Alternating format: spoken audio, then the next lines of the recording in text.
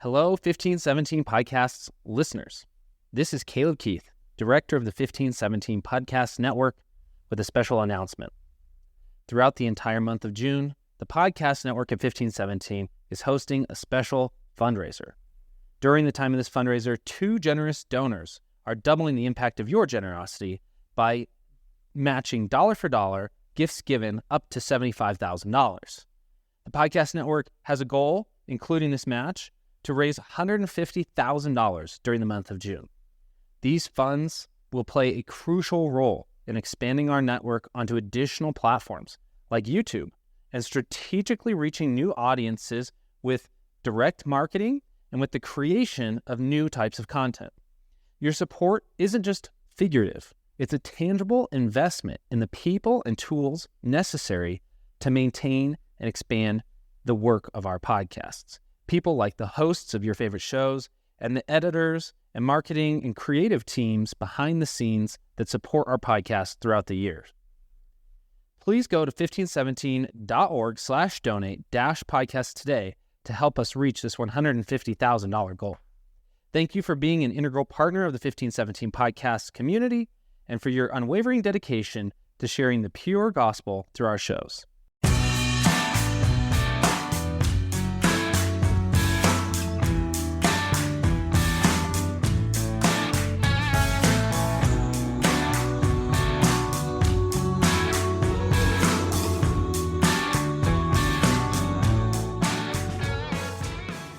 Welcome to another episode of 40 Minutes in the Old Testament. 40 Minutes in the Old Testament is a 1517 Podcast Network podcast. You can go to 1517.org/podcast. Check out all the other podcasts that are living over there and everything else that is over there. One of the things that's over there is the donate link, so you can be a supporter of this show and all the other work that 1517 does. If you are a supporter, we thank you very much for keeping this thing afloat, helping us continue to do what we're doing. If it's something that you find useful, if it's been a blessing to you and you would like to become a supporter, we would encourage you to do that. All right, no more things to talk about. We are making a commitment, Chad. We are here in Job 40. We have committed now to finish the book of Job today. And so that means that however long that takes, I don't think it's going to take too much longer than 40 minutes. Maybe we can do it in 40 minutes. We are going to get through it. And so where are we at? Well, Job has heard from the Lord. The Lord has asked Job a bunch of kind of rhetorical questions. It almost seems like maybe the answer just to all of them is no. Like, hey, were you around for this? No, I wasn't. Do you know how this happens? No, I don't. That seems to be what it was. Job's answer to God is very short. He says, look, I'm of small account. I probably shouldn't answer you. In fact, I'm going to put my hand over my mouth here just to make sure I don't blurt anything out. And I've spoken once. I'm not gonna talk again. I'm not gonna answer twice. That's not gonna be what I do. But the Lord doesn't just say, "Okay, good. That's good with me." The Lord has more to say. So it says the Lord answered Job out of the whirlwind. So the whirlwind is going to speak to Job once again. Yeah. God's Job might be done speaking, but yeah, God's got quite a bit more to say actually. So we'll pick it up here with Job 40 verse 7, and in this first part, he's going to basically ask Job if he is mighty enough, if he is godlike enough to quell the wicked, more or less. So he says, first of all, starts out by saying to gird up your loins, which ESV translates as dress for action like a man. Dude, I don't like this at all. Like, I mean, I like it, but if God give you this big whole thing about where were you when this happened, do you understand how this thing goes on? And when goats are giving birth 1,000 miles away, can you tell me exactly when that happened and how it happened? You're like, no, I can't. He's like, what do you say? And you're like, nothing. I'm gonna shut up now. You're right. I don't know what I'm doing. I'm just gonna say nothing from this point forward. And then God's like, act like a man. And you're like, oh, that's not the answer I want. That's not a good beginning. No, I know. I feel like I was trying to acknowledge that you're right. And he's like, and then it's almost like, I don't know if this is it, but it's almost like Job gives this sort of meek response, like, okay, I'm of small account, like I'm nothing. And then God says, knock that off. Act like a man. Like we're having the face to face that you wanted. Don't Is that the come. best you can do? Yeah, don't be coming in here with that kind I've of been listening to you response. for all these chapters talking, and that's the best you got? Come on. Yeah, I've heard you talk.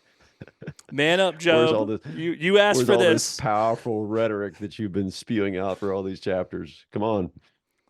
Gird up your loins, Job. Yeah, it's almost like God. So I read this like, stop stuttering.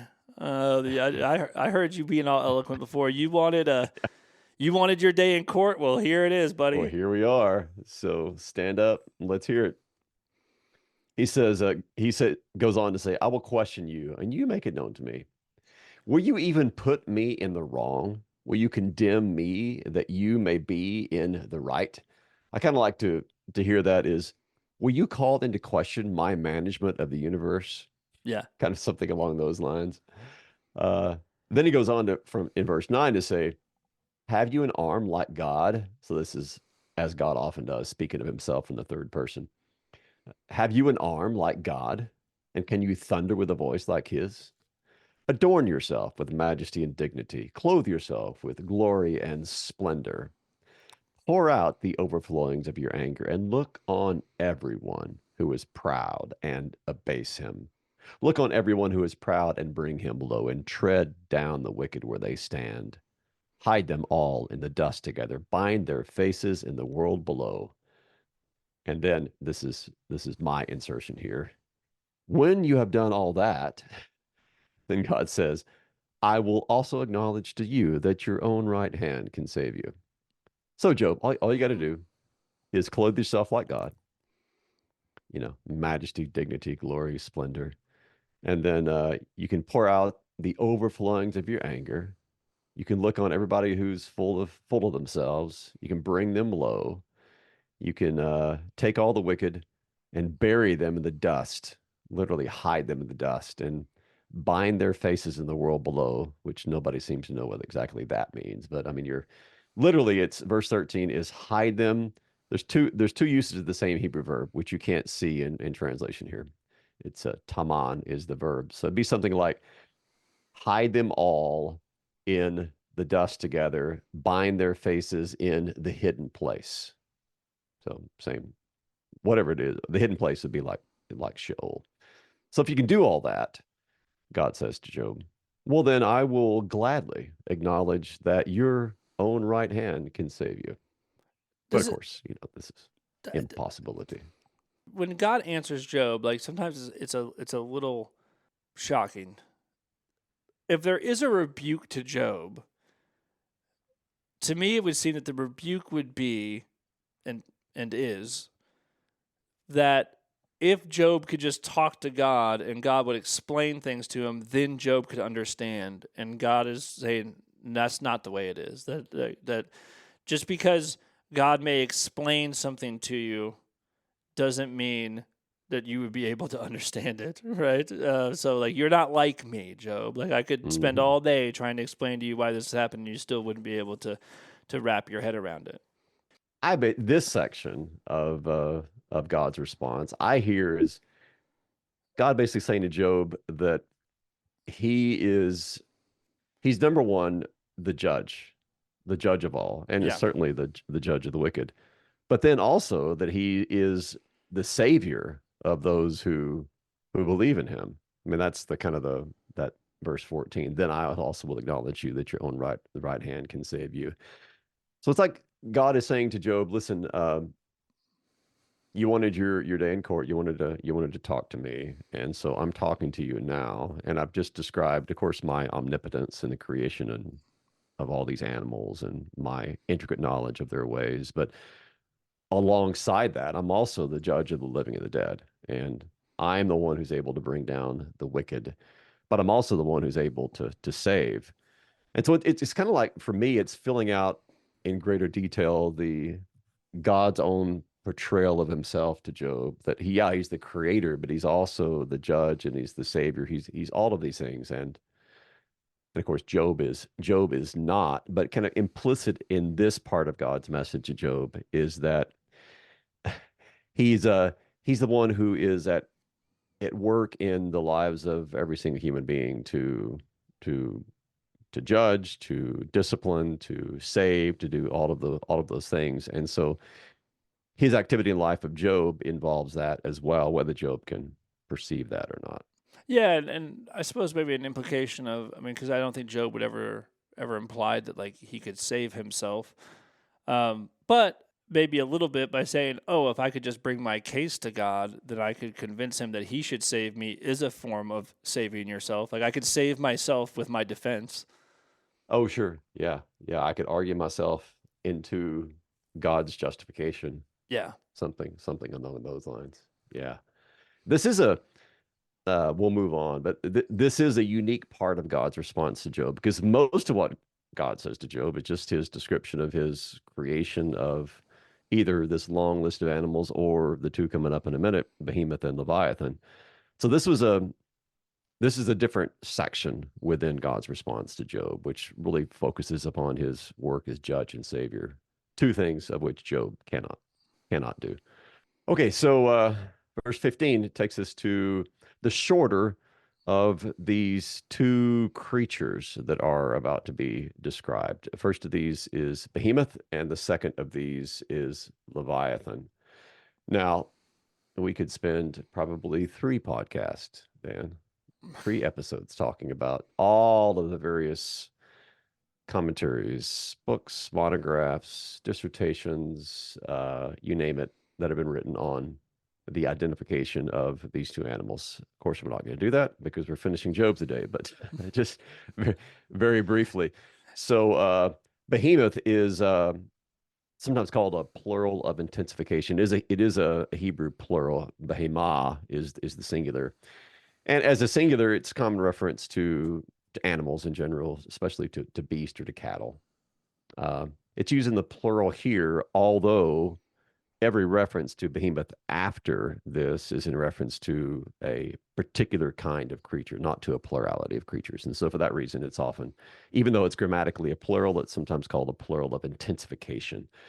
Uh, so what is this? Well, you got the main view is that behemoth is in fact the Egyptian hippopotamus. Like you survey the literature, and by and large, that is the the animal that comes up over and over. Some people have pointed to an elephant. Some people say, well, it's an extinct creature. And then there's another party out there that claims that not only behemoth but also leviathan are actually mythical creatures. So I kind of land in the middle here. I believe that both behemoth and leviathan are actual creatures. Behemoth is probably hippopotamus, and leviathan is probably a crocodile. But the way that they're described is often kind of overlaid with very hyperbolic and at times mythological kind of language. So they're probably, this is just my opinion, they're probably both creatures, probably hippopotamus and a crocodile. But the way they're described is, well, like a lot of Hebrew poetry, it's exaggerated, it's hyperbolic, and there's certainly plenty of things, especially with Leviathan, which almost seem is kind of supernatural or mythological, a dragon-like at times. In fact, when Leviathan is described, in fact, the Septuagint translated Leviathan as with the Greek word for dragon, and you'll understand why when we get to that section. But anyway, we're not going to be able to kind of dwell on all of the various details that are given here. And I don't really think that's the point. It's kind of the overall picture that God paints that's important of both of these creatures. So anyway, that's just kind of introduction to both of these sections. Anything you want to add to that before I read? only that it doesn't matter that much. I think what you're supposed to take away from this is that God is going to point out two things that are two parts of His creation. So one of the reasons I don't think that they're like probably mythological is because like God seems to be leaning pretty hard into like the world that He has created, and it seems like what He's doing here is pointing to. I mean, it'd be like if we were saying, okay, what is an animal that you could look at that would make you feel small and certainly powerless, right? So you might say, I don't know, look at an elephant. look at Mhm. look at a shark, I don't know, whatever it is, and you're like, look at these things, okay? You can And actually see these things. You can examine them. yeah, Yeah. yeah, and so like yeah, so what they are doesn't really matter. But the point is, like, behemoth is sort of like we use that word. We're talking about something very large. So I don't know, Yes. elephant, Right. rhinoceros, hippopotamus, whatever, like something large and powerful. Like that's what we're talking Yes. about, and God is going to point that out to you and He's going to say, "Which I made." And so, like, I think that this, with which this, which I made. I don't think God is playing a trick here. Okay, let me put it this way. God doesn't need to point to a griffin when the hippopotamus exists. Hmm. If he's Yeah. just trying to point to something huge and powerful, right? You don't have to. God made plenty of huge, powerful things that He doesn't have to point to something made up. Behold the unicorn. Yeah, doesn't need to do that. He made plenty of things that are like when you go to a zoo sometime and like go look at some animals, you're like, okay, I went to the zoo not that long ago over spring break, and like yeah, you look at rhinoceroses, and I mean I had like this giraffe eating out of my hand, and you're like, it was like the biggest giraffe I've ever seen, but it was a huge fence, and he could get his neck like all the way down over the fence and then into my hand, which I don't think he was supposed to be able to do. But he was so freaking tall that he could do it, and you're like, "What is this?" Yeah. Like, God has a sense of humor. yeah, like who would And design an animal with a neck this long? yeah, the animal world makes you just both in awe of God and also just kind of laugh Yeah, because things are just kind of funny. Animals are hilarious, like we talked about in the last episode with the ostrich. yeah. And so I think that's the point. And I think if you go to something that doesn't exist, you miss. I think that misses the point. It contradicts the Yeah, point. the rhetorical goal can't be accomplished if it's not something you can actually see Yeah. and observe in nature, or at least hear reports of people who have seen and interacted with these animals. Okay, so the first of these is relatively short, begins at verse 15 and goes to the end of the chapter, which is verse 24. So I'll just read this entire description. Behold, Behemoth, which I made, as I made you. He eats grass like an ox. Behold, his strength is in his loins, and his power in the muscles of his belly. He makes his tail stiff like a cedar. The sinews of his thighs are knit together. His bones are tubes of bronze, his limbs like bars of iron. He is the first of the works of God. Let him who made him bring near his sword. For the mountains yield food for him, where all the wild beasts play. Under the lotus plants he lies, in the shelter of the reeds and in the marsh. For his shade, the lotus trees cover him. The willows of the brook surround him. Behold, if the river is turbulent, he isn't frightened. He is confident, though Jordan rushes against his mouth. Can one take him by his eyes or pierce his nose with a snare? And then it's where it ends. So it seemed like there's a lot more that could be said, especially when you read this long description of Leviathan that's coming up. But yeah, I mean, first of all, just the entire rhetorical effect of this description is supposed to elicit from Job or from anybody else who reads it kind of a wow, what a fantastic creature this is. He's called the first of the literally first of the ways of God. And so this I find this pretty fascinating. I'm not sure exactly what to do with it, but that same language is used in Proverbs 8:22 to describe wisdom.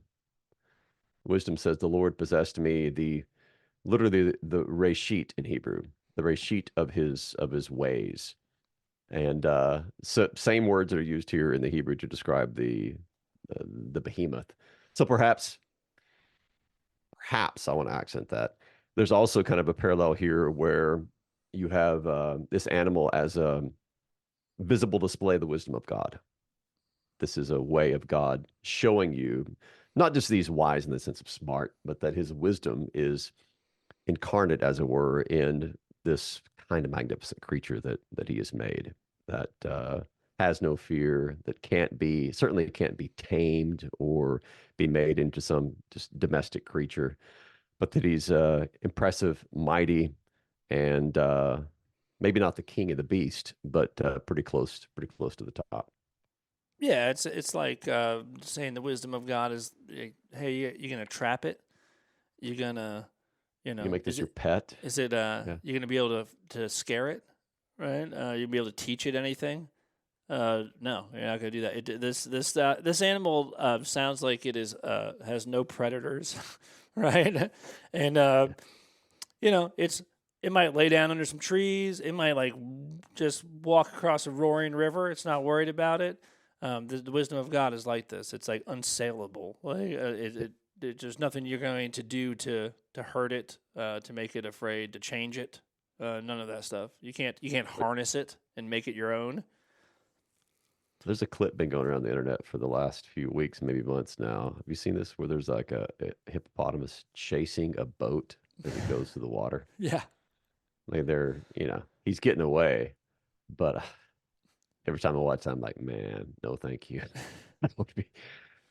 I don't know if these numbers are true, but you read that up to 500 people die every year because, hippos turn over their boats or they bite them or crush them. It's not an animal. It's the third largest land animal in the world. Not an animal you want to mess with. Yeah, it's weird. I don't know if you ever seen like I mean, even when they're just like, oh, that's cute, and it's like a hippopotamus eating, and they're taking like the most gigantic Watermelons. watermelon you've ever seen, and they just drop it in his mouth, and he just like obliterates it like Yeah. it's nothing, and you're Just like like, we'd chew a apple or something. Yeah, it's just nothing to them. yeah, and then you're like, now imagine that's your dome, but Mhm. like, what do you think's gonna happen if like you get a limb or worse, your head in there? Yeah. Yeah, so And it's not because of sharp teeth or anything like that. it's just pressure. It's just sheer power, right? Like it just explodes the watermelon. Like, he's got these dull teeth and stuff, like it's not, Mhm. it's just force. Yeah, just crush us. It's like one of those, you ever seen those, you've seen those videos where they have like the compactor things, like they stick all kinds of different devices, Mhm. and it's just tremendous force until the thing blows up. That's like designed after the hippopotamus, like after Yeah, their that's the mouth. mouth of the hippo. Yeah. A couple things here I'll point out. First of all, he begins this by saying to Job, "Behold, behemoth, which I made, as I made you." So he's accenting his his position as creator, but also not just the creator behemoth, but also I made you too, Job. So kind of keep that in mind. And then when it says he in verse 19, he's the first of the works of old, which I just referred to a couple minutes ago, doesn't necessarily mean first there, Reshit doesn't necessarily mean first in order. Can also mean like chief, I guess we might say, or preeminence. That's a possibility. Although it could also be an echo of Genesis 1 24, where God says, "Let the earth bring forth living creatures according to their kinds." Behemah. So that's a singular of behemoth, which is usually translated as livestock. So this is the very first thing mentioned in that creation. So maybe it's an allusion to Genesis 124. Maybe it's simply talking about this being the chief of the works of God. And then the second half of verse 19 is a bit puzzling. Um, it says, "Let him who made him bring near his sword." Well, the one who made him be God. Why God would be bringing a sword to Behemoth is a bit of a conundrum. Except perhaps God is if God wanted to, like if there was one person who could actually take a sword and take down a hippo, it's not going to be you or me or Job. It's going to be God. Yeah, Maybe that is the kind of implication of that. that's totally how I take that. Yeah. If this thing, if anyone was going to take this thing down, it would. There's only one person that can do that. With the sword, it's going to be God. Yeah. Yeah. The rest of us, they'd be burying whatever was left if we tried the same. Um, yeah, I don't know that there's anything else that we need to add there. Anything you got? No, let's go crocodile fishing. All right. All right. Let's go to chapter 41. So much longer description. This has, goodness, 34 verses to it. So I'm not going to read you 34 verses in a row, but I'll start out here with the first, we'll do the first 11 verses. All right. So God goes on, having dropped Behemoth, he's going to shift to Leviathan. Can you draw out Leviathan with a fish hook or press down his tongue with a cord? Can you put a rope in his nose or pierce his jaw with a hook? Will he make many pleas to you? And will he speak to you soft words? This is hilarious stuff. Will he speak softly to you? Oh, please don't hurt me. Will he make a covenant with you to take him for your servant forever? Will you play with him as with a bird? Or you put him on a leash for your girls? That's just hilarious. Will traders bargain over him? Will they divide him up among the merchants? In other words, are you taking Leviathan to the fish market? Is this the way this is going to go? Can you fill his skin with harpoons or his head with fishing spears? Lay your hands on him. Remember the battle. You will not do it again. Behold, the hope of a man is false. He is laid low even at the sight of him. No one is so fierce that he dares to stir him up. Who then is he who can stand before me? Who has first given to me that I should repay him? Whatever is under the whole heaven is mine. So pretty good stopping point there, sort of halfway or a third of the way through God's speech. So a lot of things going on here. As I said earlier, this is probably the crocodile. Even though, I mean, there's other speculations. The weirdest, get this. There was like one suggestion that was talking about a dolphin. I would really like to read someone's defense of how this could ever be the dolphin. But anyway, I feel like you can do most of these things to a dolphin. yeah, I think you could probably pretty safe doing this to a dolphin. Others, and chief among them is a scholar, Old Testament scholar by the name of Marvin Pope, in his Anchor Bible Dictionary. He's really the one who argued for a mythological creature here. Leviathan is mentioned, I think, seven times in the Old Testament.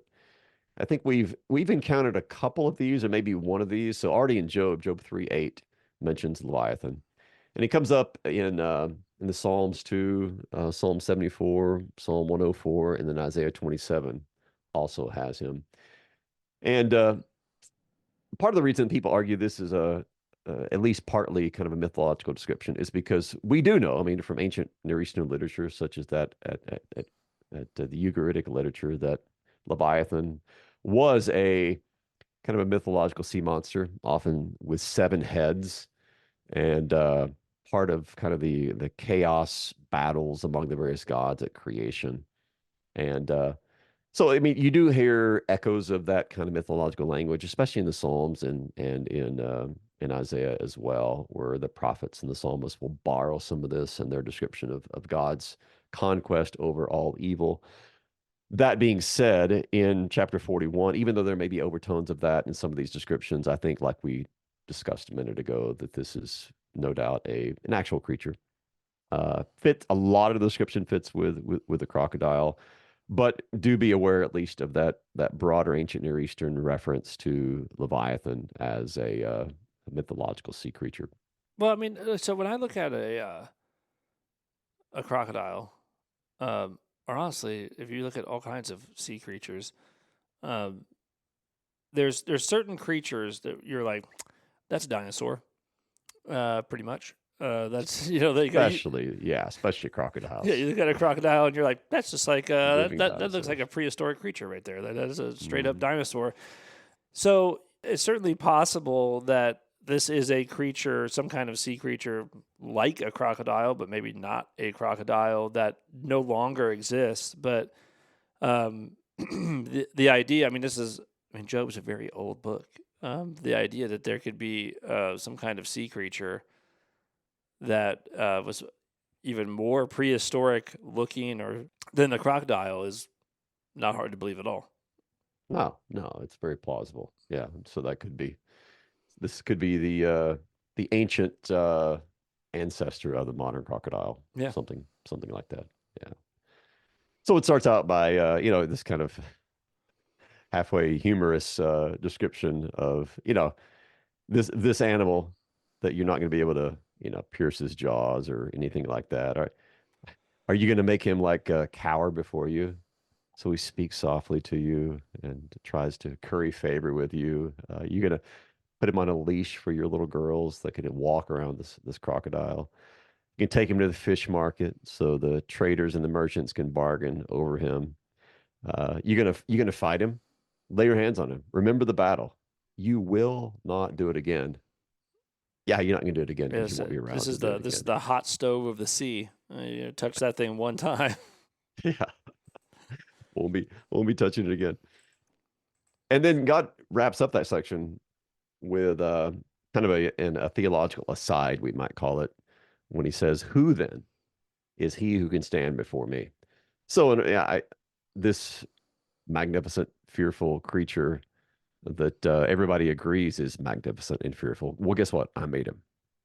So, whatever is under the whole heaven is mine. Who then is he who can stand before me? So that's 1 through 11. God's not done. He says, I will not keep silence concerning his limbs or his mighty strength or his goodly frame. Who can strip off his outer garment? Who would come near him with a bridle? Who can open the doors of his face? What an image, the doors of his face. Around his teeth is terror. That definitely sounds like a crocodile. His back is made of rows of shields, shut up closely as with a seal. One is so near to another that no air can come between them. They are joined one to another. They clasp each other and cannot be separated. Now, verses 18 through 21 is where we kind of have this dragon kind of a language creeping in. His sneezings, that could also be translated his snortings. His sneezings or his snortings flash forth light, and his eyes are like the eyelids of the dawn. Out of his mouth go flaming torches, sparks of fire leap forth. Out of his nostrils comes forth smoke as from a boiling pot and burning rushes. His breath kindles coals, and a flame comes forth from his mouth. Sounds like a Ooh, dragon. sound like a dragon. All right, I'll keep reading. In his neck abides strength, and terror dances before him. The folds of his flesh stick together, firmly cast on him and immovable. His heart is hard as a stone, hard as the lower millstone. When he raises himself up, the mighty are afraid at the crashing they are beside themselves. And now we're going to have this whole list of weapons that can't do anything against him. In fact, they're just, basically harmless because of his superior strength.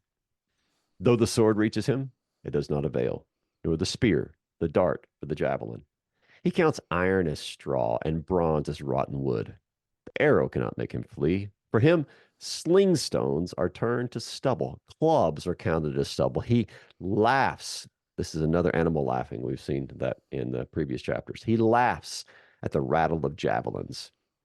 His underparts are like sharp potsherds. He spreads himself like a threshing sledge on the mire. He makes the deep boil like a pot. He makes the sea like a pot of ointment. Behind him, he leaves a shining wake. One would think the deep to be white haired. On earth, there is not like, on earth, there is not his like, a creature without fear. He sees everything that is high. He is king over all the sons of pride. Yeah. There's the end. I mean, I don't know what else there is to say. I mean, the description kind of speaks for itself. You get this mixture of, I mean, a lot of this you could be like, oh yeah, that's definitely a crocodile, and a lot of this you're like, oh, that's definitely a dragon.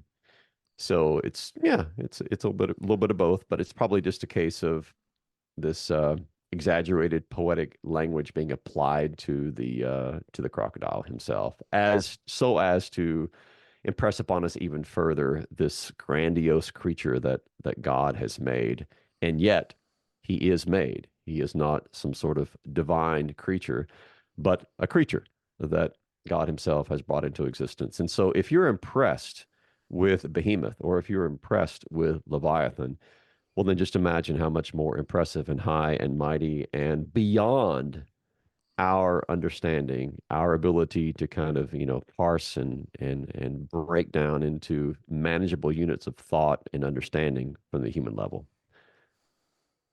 Yeah, I mean, it seems like again, if you're going to take the great takeaway here, is that I think it's kind of that Job wants a day in court. I think God is telling him that if he was going to try to explain his mind to him, that this would not help Job at all. Yeah. Like Yeah. if I explain to you exactly all of my reasoning, there's just too much you don't know. There's no way for me to communicate this to you. So at the end of all this, here's Job's response. This is chapter 42. I know that you can do all things. Then Job answered the Lord and said, I know that you can do all things and that no purpose of yours can be thwarted. So that's kind of his first main point, Job's first main point, that yes, God is omnipotent. He's omniscient. Then he goes on to kind of, he quotes God here. He quotes him or half quotes him a couple times. Who is this that hides counsel without knowledge? So that's what God said earlier to Job. Job is kind of quoting this back to him, kind of in reference to himself. And then he goes on to say, therefore I have uttered what I did not understand, things too wonderful for me, which I did not know. Hear and I will speak. I will question you and you make it known to me. Again, this is Job quoting God back to God. I had heard of you by the hearing of the ear, but now my eye sees you. It's like I've heard rumors of you, God, but now I see much more clearly. And then he has this line in verse 6, which has been translated a myriad of different ways. I'll read you what the ESV has, and then I'll give you some other options. The ESV has, therefore I despise myself, and I repent in dust and ashes.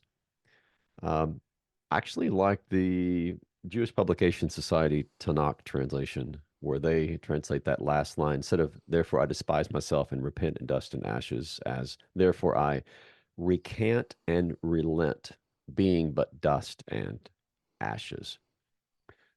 So Job's acknowledging a few different things here.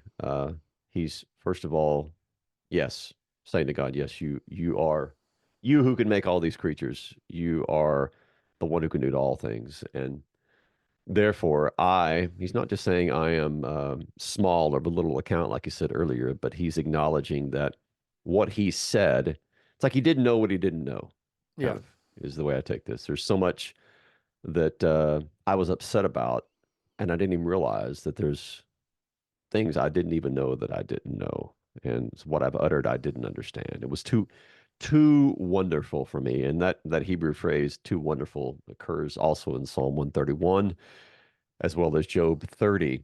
Psalm 131 says, O Lord, my heart is not lifted up, my eyes are not raised too high. I do not occupy myself with things too great and too marvelous for me. Psalm 131 can kind of be Job's confession as well at this point. I'm not going to occupy myself with things too wonderful for me anymore. And then that last line, I heard of you by the hearing of the ear, but now my eye sees you, and therefore I relent, I recant, being but dust and ashes. I think this is Job's final, basically, acknowledgement of who he is. He's immortal, he's dust and ashes. And therefore, he's more or less retracting his case against God. We might put it that way. It seems that I don't think that you should read this as like, okay, I see God and now I hate myself. I don't think it's that. Like that kind of like I despise myself, I hate myself. That it's not that. It's more like something happens to Job where before he had an idea of God, he had some things he thought he knew. He had heard some things, and now he sees God. And you might think that seeing God might make him understand God better, but it doesn't. What it does is that Job says, look, I heard of you, but now I see you, and I know myself better because of it, so I relent. Right? So, Yeah. so God revealing himself to Job didn't make Job all of a sudden understand God, but it did make him understand him. Yeah, it wasn't so much his theology improved as did his anthropology. Yes. Yeah. So now I know that there's so much about you, God, that I don't understand. But one thing I do understand more clearly about myself is that, yes, I am but dust and ashes. And my knowledge, being limited by my own humanity, makes me incapable of grasping your management of the universe. Yeah. I think this is true for like every time God shows up on the scene. I think it's true for us. If you were to see God, I don't think you would walk away knowing way more about God than you used to. I think you'd walk away knowing much more about yourself. And Yeah. I think this happens consistently, certainly in the Old Testament, when God shows up.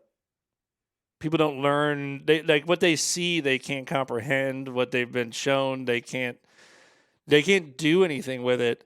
But they do walk away changed in the sense that they do have learned in a moment. They have learned much more about who they are. Yeah, and yeah, that you're right. That happens still today. Yeah. This is kind of the end point of any kind of tremendous tragedy, loss, suffering in a person's life. That I don't necessarily think that you come to know God better through that, but you certainly know yourself much Yeah. better, and you Yeah. know the God who is nevertheless with you, just like he's with Job. Yeah. He's not stopping any kind of communication with Job. He's still talking to him. He's still with him, and he's still his God. So Job has spoken. Now we have for me, what would be unexpected. I love how things kind of transition to this point because God is going to continue to speak, but what he says next is going to concern both Job as well as the three friends. Remember those guys? I haven't heard from them in a while. Yeah. Yeah. In some ways, So this is like what we just read. Like, there's if this was the book of Jonah, it would have ended right there, yes, and you'd that'd be just the been like, closing line. yeah, you've been like, oh, all right. But we actually get like an ending to this, which is good. It is good. So after the Lord had spoken these words to Job, then he turned to Eliphaz the Temanite and he says, "My anger burns against you and against your two friends, for you have not spoken to me what is right, as my servant Job has." Oh, then he goes on to say, "So here's what I want you to do. I want you to take 7 bulls, 7 rams, and go to my servant Job and offer up a burnt offering for yourselves. And my servant Job shall pray for you." He's going to be the mediator here. "For I will accept his prayer, not to deal with you according to your folly. For you," he's going to repeat himself here, "you have not spoken to me what is right, as my servant Job has." So Eliphaz and Bildad and Zophar went and did what the Lord had told them, and the Lord accepted Job's prayer. I love this part of Job because, for all of Job's confession there at the end and all that the Lord says to him, God also says, "You know what? If anybody has spoken to me what is right, it's not Eliphaz, Bildad, and Zophar, it's Job." And I think what this is implying is that even though Job didn't get his day in court, he did at least speak to God in the right sort of way, in that he spoke to God. He did cry out to God. It's in the end, it's not Eliphaz, Bildad, and Zophar with their retribution theology who are right, but it's Job with his lament theology who is right. Because he at least addressed God. He came to God with his hurt and his grief and his pain and his just desire to get an answer. He at least went to God with that. And the friends never addressed God. They just talked to Job and talked amongst each other. And so Job ends up being the mediator, the priest, the intercessor for his friends, because he is the one who spoke of God what is right. Well, it seems to me that Job was not wrong about God. He was wrong about himself. But Job's friends were very wrong about God, right? So Job walks away being like, "I know myself better. I thought I could maybe have an argument with you, and you could, and I could win the day with my great defense." Not true, because now I realize that I'm just dust and ashes. But Job's friends made sort of statements about God and the way that God works and the stuff that are not true. And Job, well, he did make statements about God. His statements weren't untrue. Well, the three friends definitely thought they had God all figured out. Yes. It's black and white for them. Well, this is obviously, Job, this is the way that God works in any and every situation. Yeah. Job at least was like, I don't know about that. Things are very complex and confusing to me.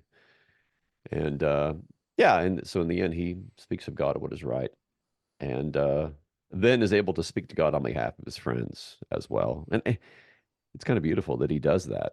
He doesn't say to God, I'm not going to pray for those Yeah. jerks. Yeah. He's a much better friend to them than they ever were to him. All right, we'll wrap this up. This is 10 and following. The Lord restored the fortunes of Job when he had prayed for his friends, and the Lord gave Job twice as much as he had before. Then came to him all his brothers and sisters, and all who had known him before, and ate bread with him in his house. And they showed him sympathy and comforted him for all the evil that the Lord had brought upon him. And each of them gave him a piece of money and a ring of gold. And the Lord blessed the latter days of Job more than his beginning. And he had 14,000 sheep, 6,000 camels, 1,000 yoke of oxen, and 1,000 female donkeys. So each of those are twice the number of what is listed at the beginning of Job's story. He didn't have twice so many kids. He also had 7 sons and 3 daughters, because as is commonly pointed out, even though Job had lost in this life his 7 sons and his 3 daughters, they nevertheless they didn't pass out of existence. They were waiting for the reunion that they would have with Job when he himself left this life. So he gets 7 sons and 3 daughters here in this world, as he still had his 7 sons and 3 daughters awaiting him in heaven. And then we get the names of the three daughters. The first was called Jemima. The second was named Keziah, and the third was named Keren Hapuk. We could talk about those names if we had time. But anyway, the 3 daughters are named. And interestingly, we're told that in all the land there was no women so beautiful as Job's daughters. And their father gave them an inheritance among their brothers, which tells us about Job. Of course, it was not common to give your daughters inheritance. We encountered early on one episode where that happened, but that was because there were no sons who were left living to the father. Job's love and generosity is displayed here in giving his daughters an inheritance along with their brothers. Now, after this is the close of the book. After this, Job lived 140 years and saw his sons and his sons' sons 4 generations. And Job died, an old man and full of days, with quite the story to tell. Yeah. Not a lot to say there other than if you go back to the beginning, it would seem that the devil has lost this bet. Yeah, he definitely has. And it not only lost the bet, but you've got this close which displays probably more than anything else the heart of God, because this is a resurrection scene. It's in this world, yes, of course. It's not a true resurrection, but it is a resurrection scene in that in the end God gives to his own that which they have lost and even more. It's kind of the way that I view this closing section. This is God saying to Job, I am the God who at the end gives you even more than you could have dreamed having at the beginning. Yeah. So he blesses him here at the end, even as he tested him all through the book. And in that way, the book of Job is an Easter kind of book, because it points us to the ultimate victory of Christ in his resurrection, and the share that we have in that resurrection as co-heirs along with him. Yeah, that's right. Well, all right, man. It was a little long today, but we did accomplish what we set out to do. We have finished the book of Job. We will be back next week with a brand new book. So, new week, new book coming up. Hope you guys will join us. Hey, tell your friends, because, of course, every time you start a new book, it's a great time to jump in. Chad, I'll see you then.